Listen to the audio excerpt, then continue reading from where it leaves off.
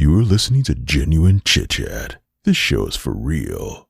Hello there guys, and welcome to another episode of Genuine Chit-Chat. This week I am again joined by actor Tom Everatt. So this week is part 2, so if you haven't tuned into last week's episode, make sure you listen to that. It was a lot of fun talking to Tom about Shakespeare primarily, was the focus last week. But this week it delves onto a much more wider berth of subject matter. We talk about how people don't really know what they need, human choice, fulfillment, something called the human shadow, free will and determinism, life experiences, learning from mistakes, and those sorts of things. So it's a bit more of an abstract conversation this week compared to last week, which was, as I said, about Shakespeare and stuff. But it was still so much fun. And obviously Tom Everatt's first appearance on Genuine Chit-Chat was episode 124, so make sure you go listen to that as well after you finish this one, if you haven't already.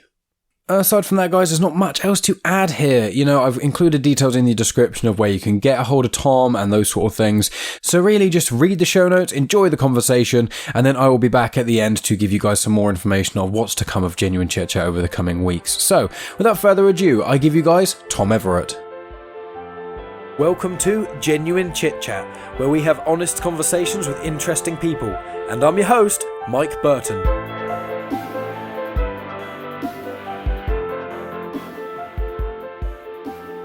He was very devout, Henry V. That's true in Shakespeare and the real-life versions of him. He was very, very, very devout.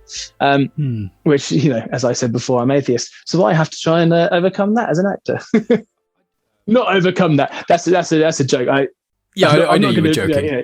The character is very much believes he's sent from God.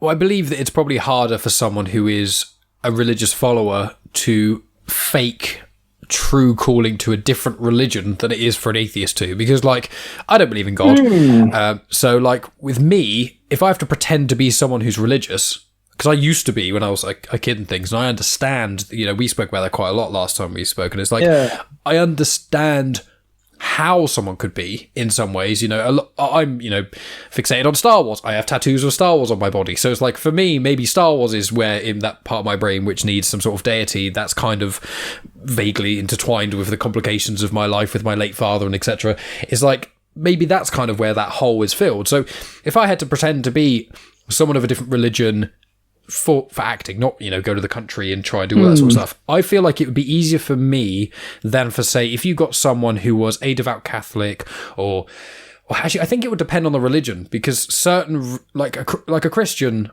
most people who identify as Christian, or a lot of them in general, aren't as hardlined as someone who'd identify as, say, a Catholic.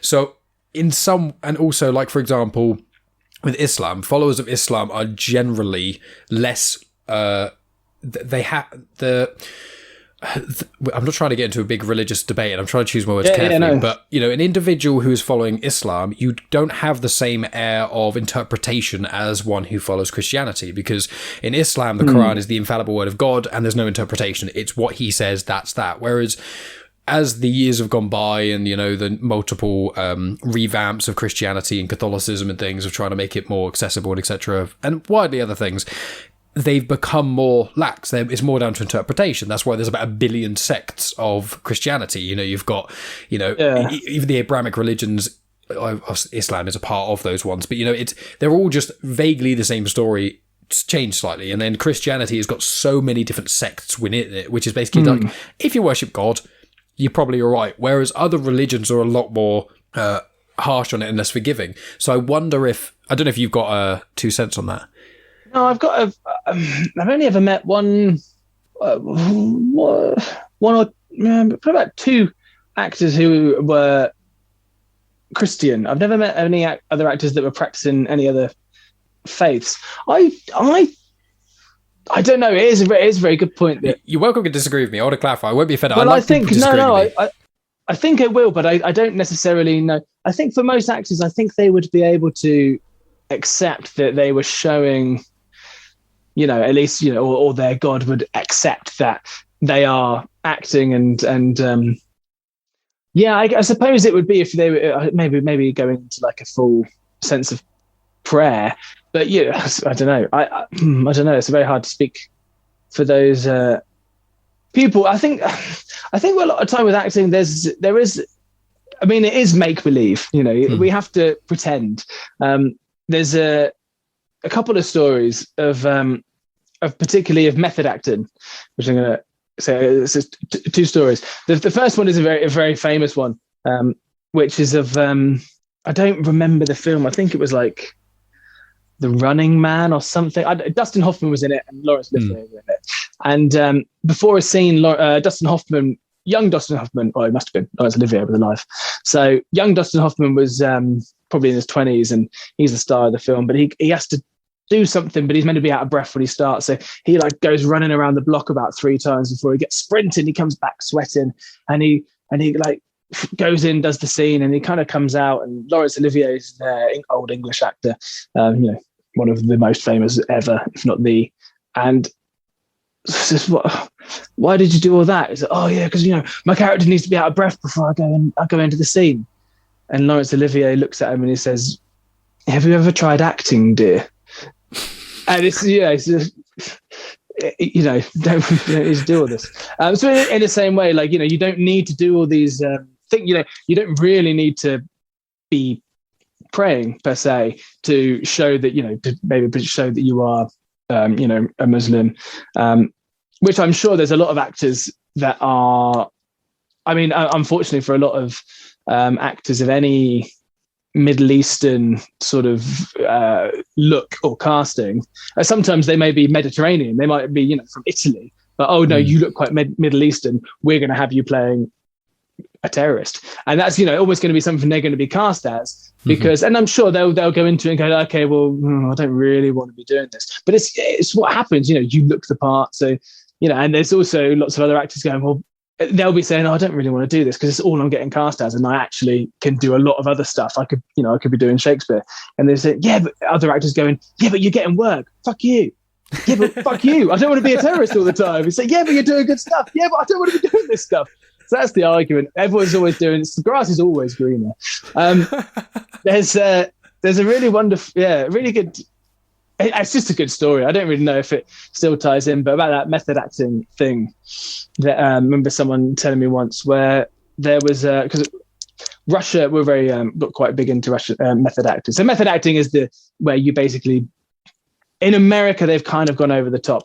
And I went to a drama school where we also specialized in method acting, wherein you basically inhabit the character for prolonged periods of time. So we would do it for like, there's a thing called Live in History. Basically, we would go into the woods far away and camp not camp there. We'd be in like a huts and like, well looked after and fed overnight. But it was in February, so it was cold. And you were in character for 10 hours of the day, basically, which is a very long time to stay in character for. And it is an incredible experience. In America, that's where you get all the stories of people like Heath Ledger was a famous one, which, oh God, he got so into the role. People get it wrong. They get it so wrong. He was so into the role of the Joker that he couldn't take it anymore and he killed himself. Oh, fuck off. He wasn't. He wasn't so in the part he killed himself. Anyone who says that is ridiculous. It just wasn't. There was a lot of other things happening, and I'm sure he was on a lot of other. Yeah, he was on a lot. I watched The Dark Knight in the last few months or so, and then but the people that blame it on the method acting is just because me and Megan looked it up, and I was like, people have said this, but I'm certain it's not true. I don't think that he could be, such a good actor and then not get out of the hole. It's not. Yeah, there are a lot of other things that went wrong. So but there are a lot of issues with like people getting out of the hole and like people not, literally not just being able to shake it off. I think speaking of the joke, I think Jared Leto didn't he? He got very much into the method acting part, and he was sending people horrible gifts, and that's where it goes too far. And just fucking stop. Americans take it too far. Jared Leto, Riz Ahmed, Keira Knightley, science teachers. Yeah, but I don't like Jared Leto for it. So actually, that's what I mean. Yeah, but so yeah, like where method acting gets a bit, that's where it goes too far, and it just becomes almost a publicity stunt, I think, and it's stupid. But there was this great story of this actor who. And I can't remember. It was a Russian actor, and I can't remember the play. It might have been The Seagull. I'm not sure, by Chekhov. Anyway, it has this scene, and it was supposed to. I can't remember the year, whenever it was. But it has this scene where just before going out, he's basically on his, by himself on stage, and all there's other things going on around him. And he has this gun, and he looks at the gun, and he takes this moment by himself, and he withdraws into himself, and you see him. He doesn't say anything, but you just see him make that decision that this is it. He has one thing to do. He knows what he has to do. It's the only option left for him. He has to go and kill himself. And he goes out, and you just hear the gunshot, and end of the play. And it was huge. Like, it was incredible. It was one of the most amazing performances, the best anyone had ever seen it be performed. And everyone's asking, how do you do it? We know you're a method actor. How do you get yourself into this part? What do you think of? What do you think of to get yourself into that state to go and shoot yourself in the face every night? And he says, in Russian, I'm sure, he says, basically every morning, the way that I do this is to get myself into that mental state of, to do this thing that I really don't want to do, is I wake up in the morning, make sure it's cold in the house, and I go into the bathroom, and I'm naked, and I stand in the bathroom, and I go to the shower, and I put the shower on, and I put it on cold, and I know I don't want to get in that shower because it's ice cold water, but I have to, and that's what I do. And everyone's going, what do you mean? So, yeah, that's what you're seeing. You're seeing me make the decision that I don't want to do something, and I have to do it, so I'm going to go and do it, even though it's the last thing on earth I want to do. That's what I'm doing. But and there's the disappointment of all of them that this is it. This is it. You just get in the shower. We're watching the most incredible piece of theatre, and all you're thinking about is getting in a cold shower. But that's all method acting needs to be. It's not sending people dead rabbits because it makes you feel better. Like it could be so simple as that, and it can produce a beautiful performance. That's where sort of method acting can go wrong in a drastic way, when people just get the wrong idea of what it is, and that can be unhealthy as well, because it can, it can cause people to think, oh well, my character's drunk, so I'm going to spend the next 4 weeks drunk, or that's. Don't. He says, drinking a glass of wine. Henry V didn't drink. Well, get it all in beforehand then. That'll be your true method acting. Yeah, I've got 4 months of sobriety and praising God. So it's going to be a very different. Yeah, so that's the true method acting, Lord. It's one of those things, isn't it? Let's start behind the curtain. I think a lot of the time as well, people want. First of all, people, as I'm getting older, somehow wiser. As I'm getting older and things, I'm just like, I'm having these mini breakthroughs in my mind, which everyone probably already knows. It's one of those things that, you think of something, you go, oh shit, wait a minute. And then you tell people and they go, yeah, obviously. And you say, oh. And then you feel, that's how I feel about almost every thought I have, because I think I get to these things independently, and I don't. But I was thinking that, and get ready, I'm going to lose it. You can get ready. It's going to go just like last time when it went once for me and twice for you. I think I edited it cleverly, so I think it only came out not as bad as it actually was. Because there were times when me and you were like, what were he just talking about? And I can't remember. Yeah. The thing I was going to say is that people don't want what they want. That's I think the biggest problem with people is that in a sense of, I'm not talking about, like, for clarity, I'm saying this more in jest because it's funny, but, like, I'm not talking about, like, equality or, like, voting rights or, gay marriage. Yeah. It's nothing like people think they want gay marriage and then it turns out marriage sucks, they don't want it. That's obviously not what I'm talking about. It's more so, like, there's that idea that if you could just have everything you ever wanted immediately, we spoke about this vaguely with Heaven in our last conversation, but just, like, if you got everything you ever wanted, you would either get to a point where you're just realise nothing can ever make you happy, and then you unfortunately top yourself or something, or get substance abuse issues, which happens with a lot of famous people, or you just become completely numb to all of it, and you end up having to do things that are ridiculous and extreme, because it's like the amount of times where I've been like, I want this thing more than anything, and if this thing happened, I know that I'd be happy. And then, months, weeks, whatever, years pass, and then you look back and you go, I'm glad I didn't get that thing, because if I'd have got that thing I thought I wanted, I would be fucking miserable now. Yeah. Actually, absolutely. People don't know what they want. We don't know what we want, or we don't know what's going to make us better. But we think, we obviously don't know what's going to make us better, because we, like you just said, you sit there and you think, I want to improve. I want to be better. I want to do better at this, or I want to be better at that. I want to be a better person. And even the fact that you're thinking that proves that you don't know what's good for you. Because if you knew what was good for you, you wouldn't be thinking it. You'd just be doing it. So already you know that you're wrong. So, and how illuminating that would be if we actually took that step to think, what is that? What I really want? That sometimes is the question. What do I really want? What do you really want? I read a really tangent. You said going to run over time. Go on. I said not to worry about the time. You're not the host. I worry about the time. Don't even look at the clock. But I read this really good book, and it's a fantastic book called How to Be a Good Psychopath. Bear with me. It's written by a man called Kevin Dutton with Andy McNabb, who is the most decorated SAS soldier. I was going to say, because he writes a lot of I've not read any of his books. So basically, Kevin Dutton is a psychiatrist, incredibly impressive doctor, very funny author, and he did some tests on Andy McNabb and found out Andy McNabb is off the charts psychopath, clear as they come. But he's a good psychopath because he's the reason that he was so successful in the SAS was because in those situations he could make the right call. Some of the best lawyers, CEOs, brain surgeons are psychopaths or borderline psychopaths because they can switch it off and turn it on.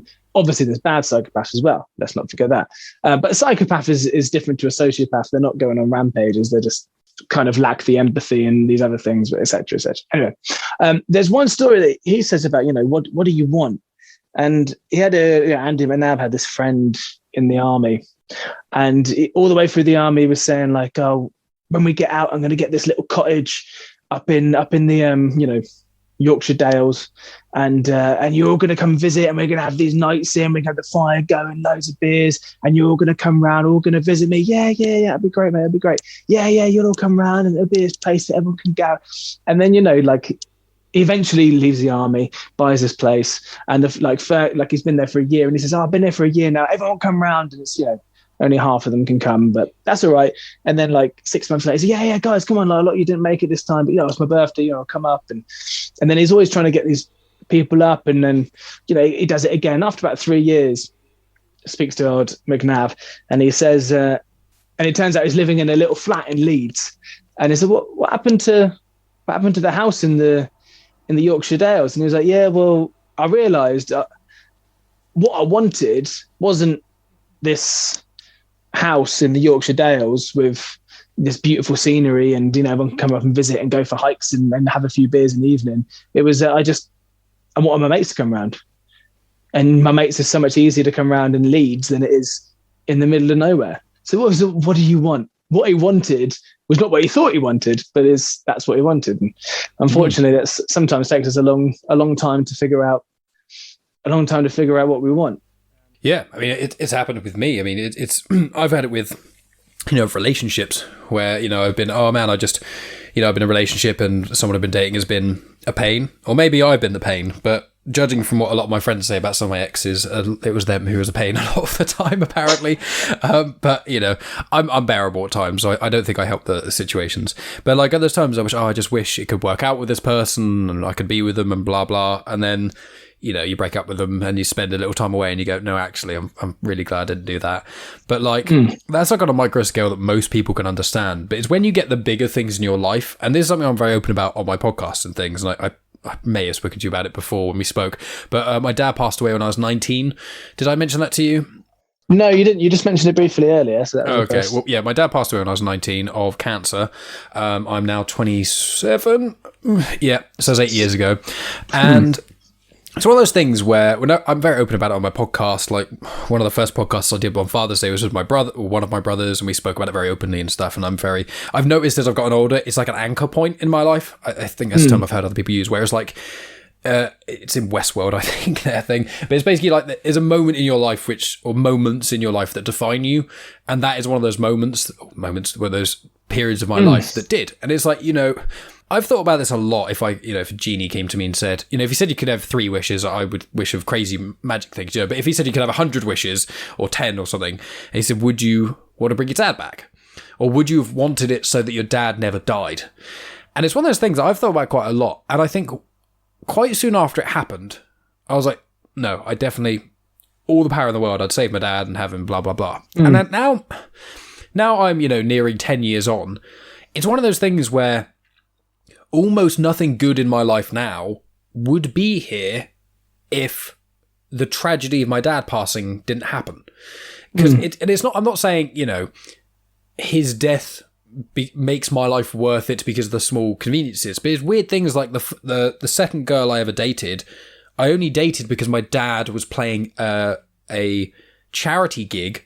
He played 2 months before he passed away. He was on stage with a neck brace and everything, and he's the singer. And so he was playing this show that was a charity cancer gig, and one of my mum's old friends got invited, and she had 2 daughters, and they wanted me to get with one daughter, and I obviously got with the other one. And so I ended up, and I dated her for a while. Yeah, I know. Hold on. But I didn't even know that, to be fair. I wish I could be like, yeah, I'm a rebel. No, I generally didn't know. My parents were trying to push me to this. It's because the sister was the nicer one, and for a while I really didn't go for nice women, but that's a whole nother podcast. But because I dated her, this woman, which I dated for a year and a half, I think. And then because of that is multiple reasons, when I was dating her, after Dad passed away, I then moved out. My mum asked me to move out and things, because she wanted to, get out of the house that Dad basically died in and things like that. And so I moved out with my friends and then et cetera, et cetera. And I'm just like, how many things in my life now can I trace back to that interaction? Both because obviously relationships have quite a big impact on you as an individual, on where you want to live, who you associate yourself with, lots of other things as well. And so I'd probably not actually be with Megan now, who I'm very happy with, if Dad hadn't passed away, done the charity gig, I met the girl I dated then, and then the subsequent women since then.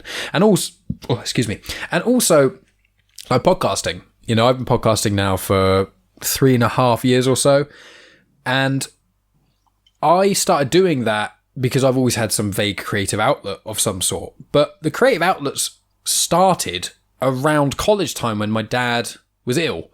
So I think it's one of those weird things where it's like, I also have this suspicion. My mum almost never listens to the podcast, so sorry, Mum, if you listen to this one podcast randomly. She almost never listens. She always tells me she's going to. She's only lucky you're in for a treat today. Yeah, fingers crossed. If Shakespeare would probably shut right off and things, but like, I've now looked at, like, thinking about it. I'm like, would they have even stayed together? They didn't have a bad relationship, but they were together for like 24 years, I think. And my dad's marriage before that, which is with who my brother's mums are, that was 23 years. And it's one of those weird things where I just think... The 25-year itch. Well, yeah, I mean, did you say a term of some sort, or did I completely mishear that? Oh, I think I said something like the 25-year itch or something. But 25-year itch, you never get to 25 years. But yeah, I've heard that sort of thing. But yeah. There's a... I was going to say 2 things. There's that one book that I read a couple of years ago called something like The Two Halves of Life. It's written by a Franciscan monk, okay. and for someone who openly has said atheist, it was a fantastic book. It's all about how we have 2 halves to our lives, and really we don't enter the second one normally until certain great tragedies. And he talks a lot about Freud and shadow, the human shadow, which are the parts of our character that we hide from the rest of the world, which is something I'm not Freud, Jung, Jung, and talking about the human shadow, the parts that we basically the parts that we hide from the rest of the world, which is something that I've looked into a lot, particularly from acting, because those are the parts that actually you kind of have to access and show, unfortunately. But it's a very good book about, because it looks a lot about that, and it looks a lot about, that was more just a bit of a caveat, because I think that'd be something that you might be interested in, or if anyone else listening can identify with it. To be honest, if you had this this massive bereavement at 19, there's a chance you're malleable enough that you're still in the first half of your life, still young and carefree enough that you haven't even entered into the second half yet, which actually is unfortunately probably true. But normally when you hit that second half, you're more enlightened, and I don't think I am. I think I'm it's I don't think it's something that you enter into willingly, and you enter into it because, according to this monk, you enter into it because of trauma normally. But it gives you, by coming out of that, you then have this great, sometimes you can deny it and you can do whatever you can to stay in that first half of life, but you will never be fulfilled by doing that. But you can enter into the second half and actually you will be more fulfilled and rounded. But it's a really good book, but I think it's called something like the Two Halves of Life, by some sort of Franciscan monk. But I think it sort of links back a bit to we were talking about determinism before on the previous episode. And for an actor, that's, I still think that's great to hear, because there's no researching a part, and maybe like talking about Henry V, because he's going to be maybe like an anchor point for me, for just keeping it into terms of like one character that we're talking about, and I'm looking at him a lot. But does he do certain things because of his past? Well, he must do, but also he must, sometimes be seen to be. There's one point in the play he orders for one of his friends to be killed because they steal from the French, and they go and rob a church or something. I can't remember exactly what happens, but they rob a church, and he orders for them, like, well, no, we're absolutely not going to abuse the locals. So we're going, that's the rule now. You'll be executed for it. So he has to do this horrible thing, but he wouldn't do that if it wasn't for his past. But he's then got to be seen to be tough. It's all these things that lead on one from another. And the same way in all of our lives, that it's weird, isn't it? Because you might have had a podcast. That might have always been something that you were potentially going to do. You might not have known it, but you might have always been potentially going to do it. But you wouldn't have had any of the guests as well. You wouldn't have had, like, all the things that have happened in our life. You wouldn't have spoken to me. To be honest, that's what it all is. Everything in my life is just all building to meet you, Tom. That's what it is. That's what you're just going to be on my podcast every other week, isn't it? That's what. From this point, Mike, we both enter the second part of our lives because it's been very traumatic, and we're going to be much better humans for it. Yeah, well, it's one of those things I say, which is with my dad passing away, one of the reasons I'm so open about it and things is because it's the worst thing that's ever happened to me, but it's the best thing that's ever happened to my character. Because before, my dad got ill. I think he passed away 2 months after my 19th birthday. He was ill for 18 months, so 17-ish, late 17, 18 years old was when I found out he was terminal. So you think, and he wasn't, in theory, he wasn't ill before that, so it was just nothing, and then he got about 18 months, and it was slightly less than that. And going through it was hard, and then afterwards I thought it was easier than it was, and it wasn't. I had issues with drinking and other unmentionable substances, because that would get me in trouble, but like that sort of thing. And I didn't realise any of it was coping mechanisms or anything like that. I still had a job that I was still going to. I wasn't getting drunk in the week or anything. It was just, weekends and stuff. And it was just, I thought I was more okay with it than I was. And then looking back on it, I realised that there's so many aspects of myself that I tried to rectify due to the death of my dad, in a sense of it. A lot of things I had to look at myself quite a lot. And I also looked at the man he was and all the things I admired about him, but also all of the things that made me so frustrated. He could be such a dick sometimes. People say don't speak ill of the dead, and I say speak about the dead how they are. My dad was was an incredible man, incredibly generous, genius, charismatic man, but he was such a fucking dick sometimes. It's unbelievable. It's just one of those things. And one of the big things with him was that he would never admit he was wrong. Never. My dad only ever apologised to me once in his entire life, and it's the only time in my life he should never have apologised, which is when he told me he had cancer. Which is of all the times he could apologise to me for being such a dick. That's the one time it's like, Dad, it's the only time you're not to blame for this somewhat, And it's one of those things that it made me think a lot, because I realised that he would never admit he was wrong. He would never really say he was sorry or anything. He would just, if he knew he did wrong, he would then just buy you something the next day and then wouldn't talk about the thing that he was wrong about. Which in some ways was great for me when I want a new Xbox game, but quite bad probably for me as an individual of learning, it's quite important thing of being a person is knowing when you're wrong. So I think it's one of those things where the whole trajectory of my life would be completely different if that hadn't happened. I don't think I'm enlightened now. I'm sure there'll be another tragedy in my life. I've got several ones in the back of my mind that I think are going to happen, so that's always fun. Yeah, but, I've got this, we must do. Yeah, almost like a gamble in my head. I'm like, I am certain this horrible, horrible tragedy is going to happen to me, and it's like I feel like writing it down somewhere at some point because I just feel like it's going to happen. But I'm not going to say it. But it's one of those things where it's the worst things that happen to people. Sometimes they can break a person, and sometimes they can make a person, in a sense. And it's not, there are a lot of tragedies which are horrendous, and I wouldn't wish upon anyone. But I try, from my dad passing away, I became a lot more optimistic.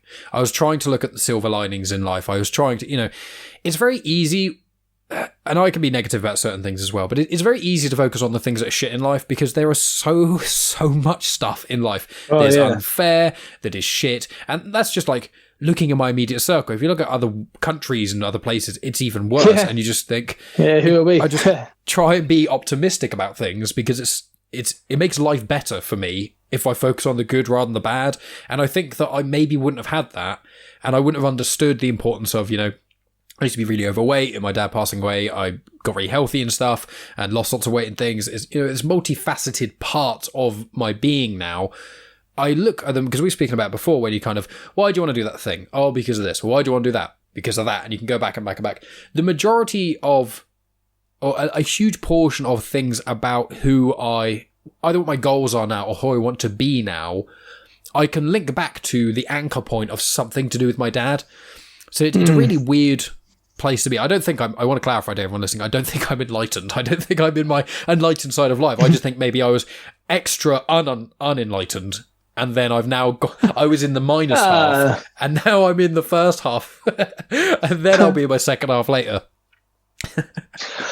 It's amazing that so many things when looking at sort of backstories, or even look at like a backstory of a character or a person, and someone were to look at if someone looking back at you, Mike, in like 100 years time and saying, I'm going to play Mike Burton in this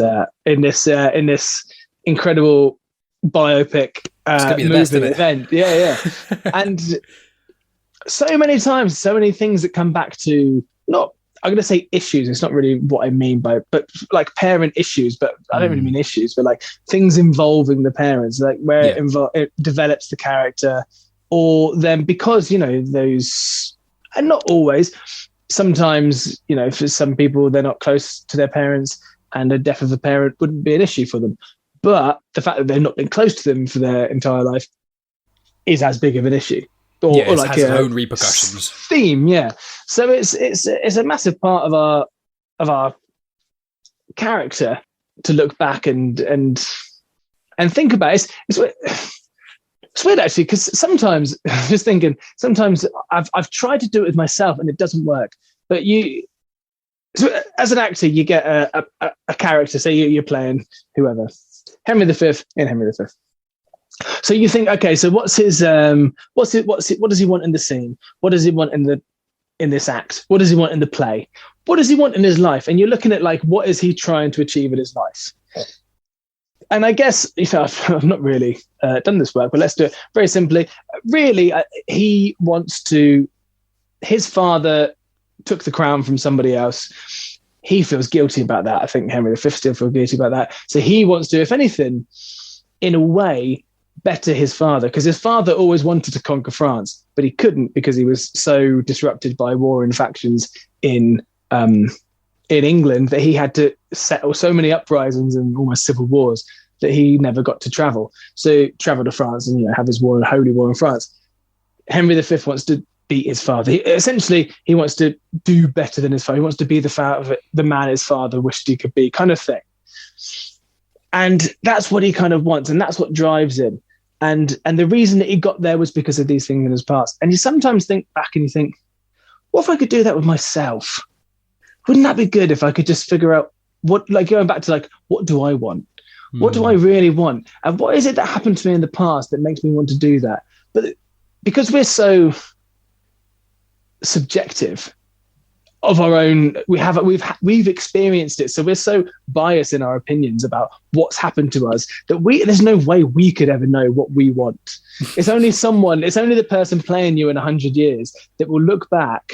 The actor playing you will look back at Mike Burton and go, the biopic, and go, it's this point in his life where this thing maybe happened with his father, which then led him on to do, so and so in 20 years time, because you're maybe not there yet. And then it's like, because it was all built into that, and there's no way that we could know. So it's very frustrating knowing that it's a really good way to look at other people and go, that's why they're, because even sometimes you could do it, say you on stage and screen.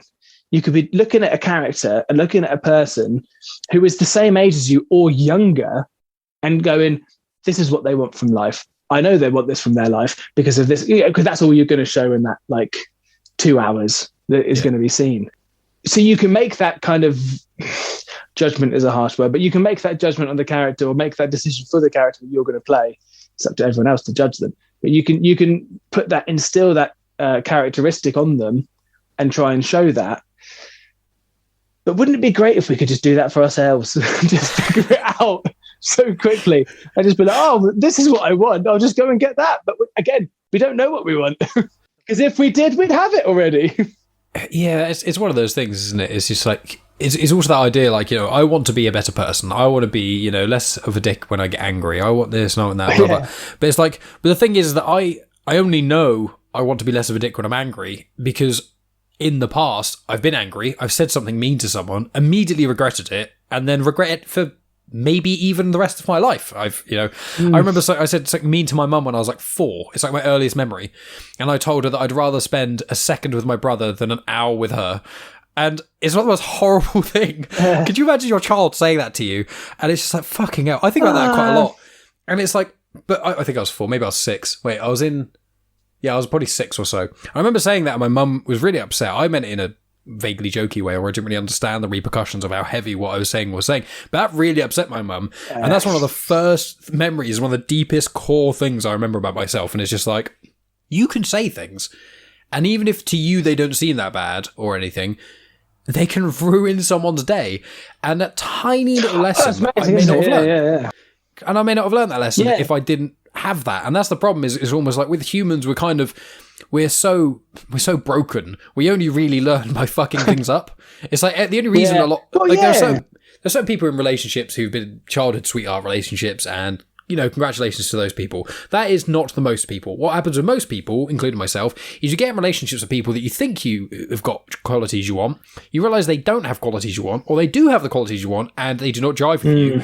And then you realise after that relationship, to be dramatic, crashes and burns, you move to the next one, and then you have a vaguely better idea, and you go, okay, I'm probably going to go for the opposite of whatever that thing was, because that's normally the knee-jerk reaction, and then you hate that just as much, and then you've got these two opposing things, you go, okay, I hated that bit, and I hated that bit, let's go more in the middle, and then, fingers crossed if you learn.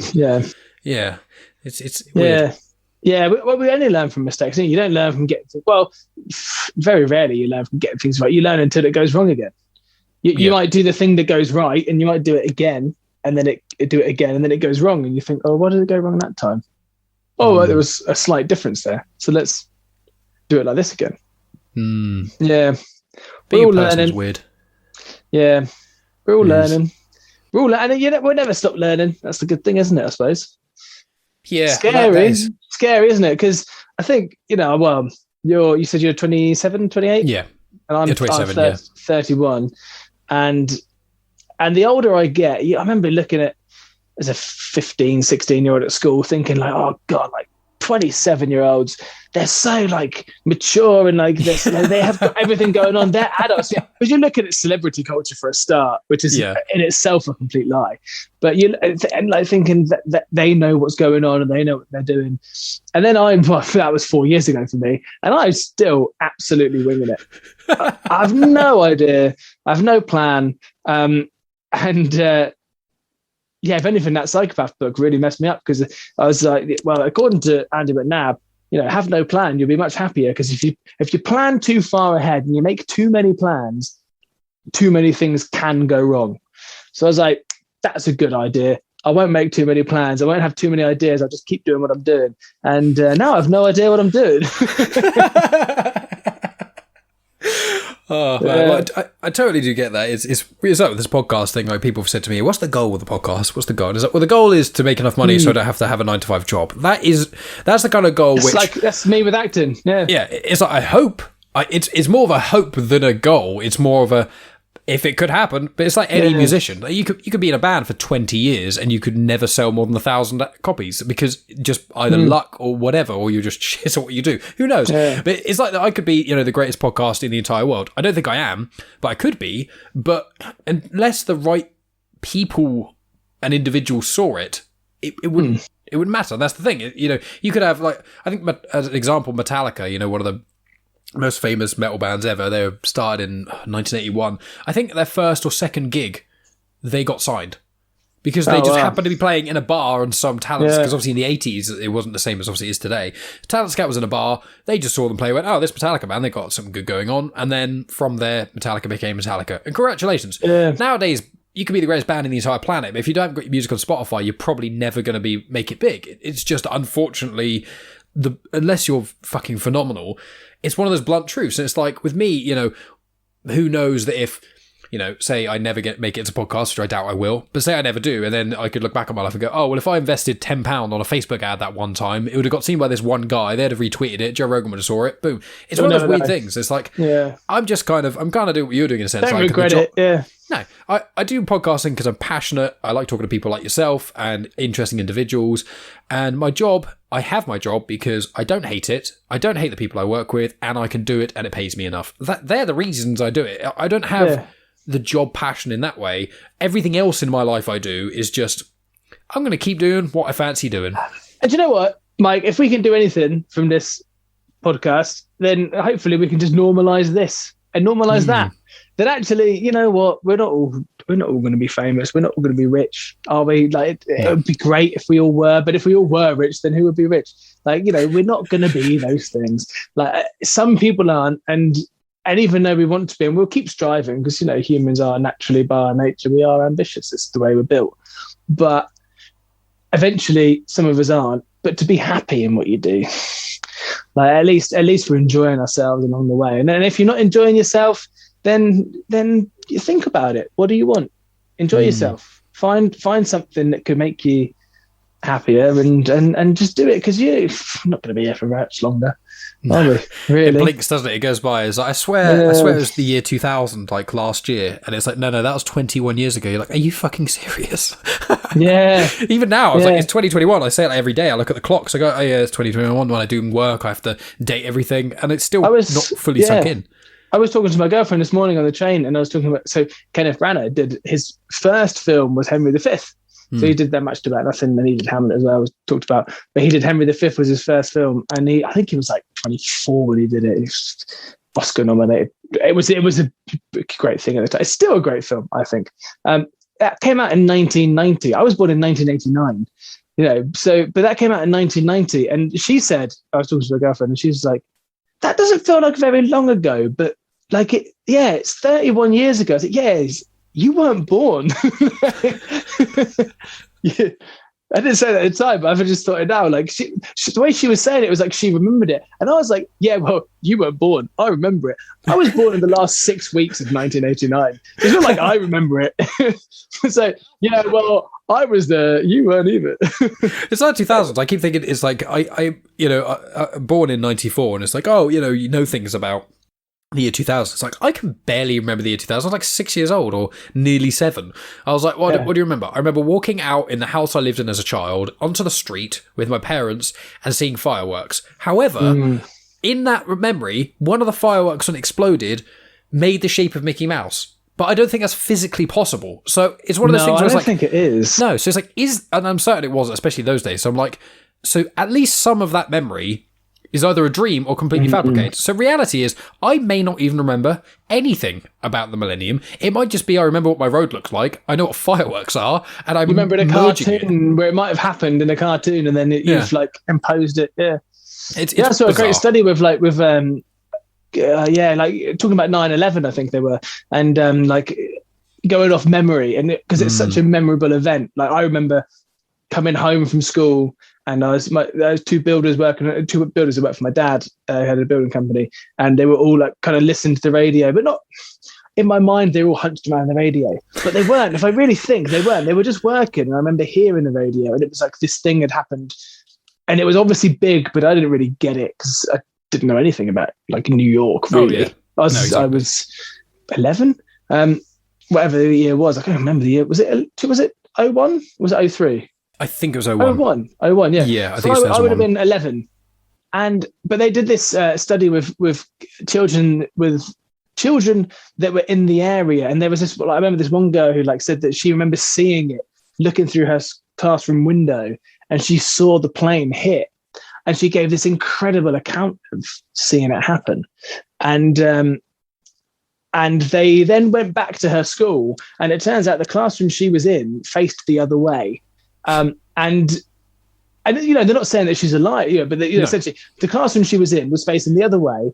She was evacuated from the school after the second. I don't think she was even in the school when I think it was like the second plane hit. But her recounting of the story was that she saw the second plane hit into it. But obviously, what she's done is she's seen probably the destruction, like the smoke billowing and these things. She's seen it on the TV.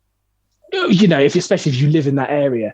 How many times she must have seen it and thought about it, talked about it, lived through it with friends, family, etc. Well, I remember that footage really well. So so her memory of it was exactly. We all remember it incredibly, and we're not even from New York, so her memory of it was so vivid. But actually, they proved there's no way she could have had that memory because. There's so many other accounts that the teachers took them to a different place. So the classroom was facing in the wrong direction. So there's no way she could have seen it. So it's amazing how clever our brains are to create these things. And sometimes it is for our own enjoyment or fabrication. Sometimes it's to protect us as well, and most of the time it's to protect us. Even if you're embellishing a story that makes you sound better. The reason you're probably doing it is because it makes you sound better because you want to impress the people you're with. That's a protection thing. You're trying to protect yourself. So, psychology is a baffling thing. Maybe that's going to have to be the footnotes. We'll just make some notes about psychology because I think we could. This is probably a good place to put a full stop in because I think we could go in infinite rabbit holes of anything, which is delightful. Yeah. It means that you're always welcome on the show because I never have to worry about doing footnotes. Is like fantastic. We'll talk about literally anything. I still feel like we're not really touched into acting, but we talked about Shakespeare this time. Well, that's it. Well, that's the fun. It is. I find always the most interesting guests are the ones that you try and talk about something with, and you end up going off on a completely different tangent because that's always the fun ones.